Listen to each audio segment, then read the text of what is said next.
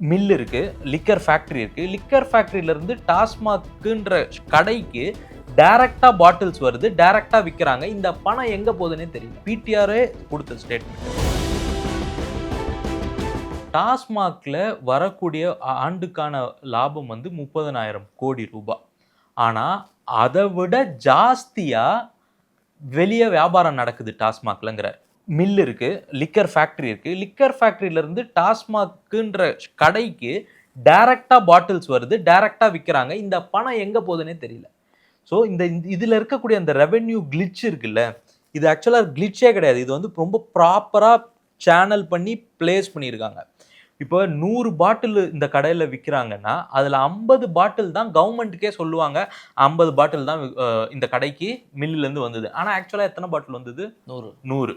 50 பாட்டில் மட்டும்தான் விற்கிறதுக்கான tax revenue கவர்மெண்ட்டுக்கு வருது. Government is earning through tax தான். கலால் வரி, வேட்டுங்கக்கூடிய வரியில தான் கவர்மெண்ட் வந்து டாஸ்மாக் மூலமா சம்பாதிக்குது. இப்போ இந்த வரியை கவர்மெண்ட்டுக்கே கணக்கே காட்டலன்னா, 50 பாட்டில் வித்துதுன்னு கணக்கே காட்டலன்னா, அந்த 50 பாட்டிலோட மொத்த பணம் வரி எல்லாமே போயிடும் உங்களுக்கு. எல்லாமே அந்த மில்லுக்கும் அங்கே இருக்கக்கூடிய அதை சேனலைஸ் பண்ண மினிஸ்ட்ரியில இருந்து அஃபீஷியல்ஸ்ல இருந்து கடைநிலை ஊழியன் வரைக்கும் அவங்களுக்கு தான் போய் சேரும். இது நான் ஏதோ ஸ்பெகுலேட்டிவா சொல்லலை, பிடிஆரே கொடுத்த ஸ்டேட்மெண்ட்.